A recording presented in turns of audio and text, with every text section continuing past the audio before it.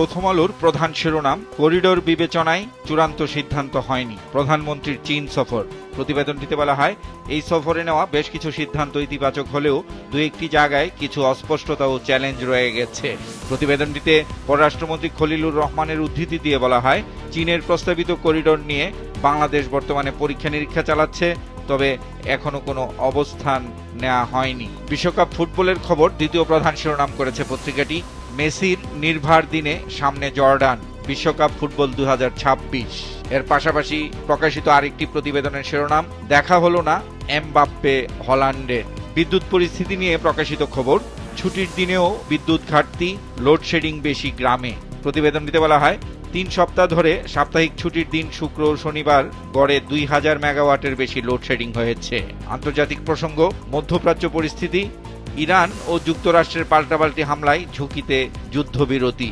Pabna DC কার্যালয়ের খবর শেষ পৃষ্ঠায়, অফিস সহায়ক পদে প্রকৌশলী, স্নাতক, স্নাতকোত্তর পাস প্রার্থী। প্রতিবেদনটিতে বলা হয়, প্রায় 8000 চাকরি প্রার্থী আবেদন করেন। 19 জুন চাকরি প্রার্থীদের লিখিত পরীক্ষা অনুষ্ঠিত হয়, এতে প্রায় 4000 প্রার্থী উপস্থিত হন। আবহাওয়া পরিস্থিতির খবর, আজ থেকে বৃষ্টি বেড়ে তাপমাত্রা কমতে পারে। প্রধানমন্ত্রীর চীন সফর প্রসঙ্গ প্রধান শিরোনাম করেছে সমকাল। বন্দর, তিস্তা করিডোর প্রতিরক্ষায় সহযোগিতার পথে ঢাকা বেইজিং, প্রধানমন্ত্রীর চীন সফর। প্রতিবেদনটিতে বলা হয়, মোংলা বন্দর ও শিল্পাঞ্চলে চীনের সহযোগিতা, তিস্তা প্রকল্পে কারিগরি সহযোগিতা ও মিয়ানমার হয়ে অর্থনৈতিক করিডোরের প্রস্তাব। এরপর বিশ্বকাপ ফুটবলের খবর প্রাধান্য পেয়েছে, শিরোনাম, মেসিদের সামনে দুরন্ত কেপ ভার্দে।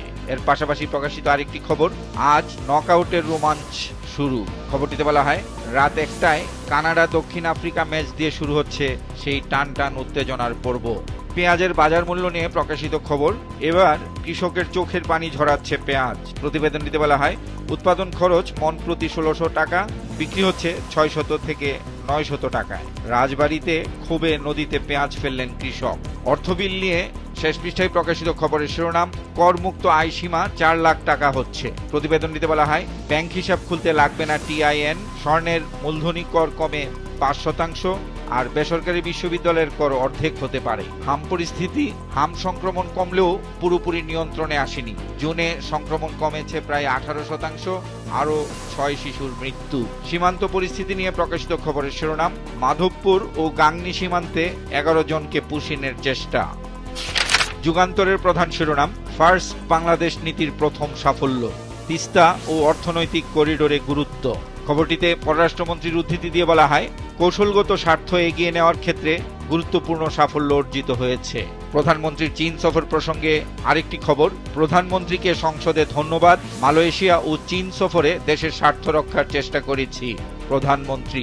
বিশ্বকাপ ফুটবলের খবর, আর্জেন্টিনার সামনে কেপ ভার্দে, জাপানকে পেল ব্রাজিল। এর পাশাপাশি বিশ্বকাপ ফুটবলের আরেকটি খবর, দেমবেলের হ্যাটট্রিক, এমবাপ্পে হল্যান্ড লড়াই হলো না। তিতাস গ্যাসের প্রাপ্যতা নিয়ে শেষ পৃষ্ঠায় প্রকাশিত খবরের শিরোনাম, ঢাকায় বাসাবাড়ির গ্যাস শূন্য হওয়ার শঙ্কা, তিতাস গ্যাস কর্তৃপক্ষের তথ্য।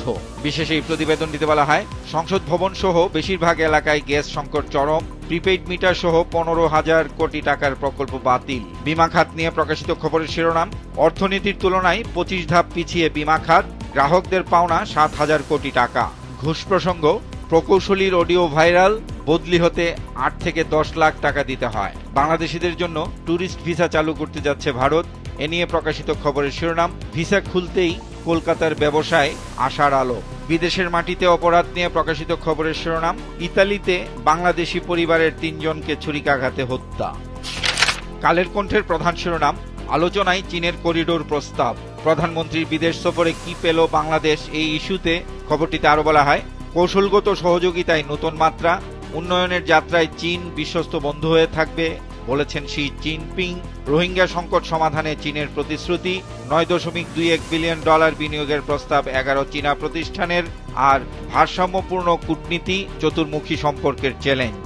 প্রধানমন্ত্রীর প্রথম বিদেশ সফর ঘিরে প্রকাশিত আরেকটি খবরের শিরোনাম, অভিন্ন ভবিষ্যৎ গড়তে ঐকমত্য, বাংলাদেশ চীন যৌথ বিবৃতি।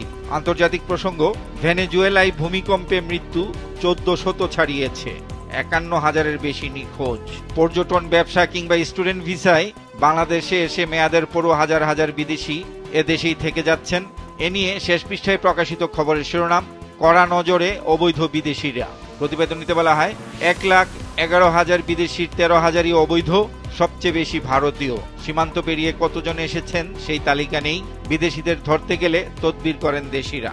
প্রধানমন্ত্রী তারেক রহমানের মালয়েশিয়া ও চীন সফর নিয়ে গতকাল সংসদের ধন্যবাদ প্রস্তাবের উপর আলোচনায় অংশ নেন জামাতে ইসলামীর আমির ডাক্তার শফিকুর রহমান।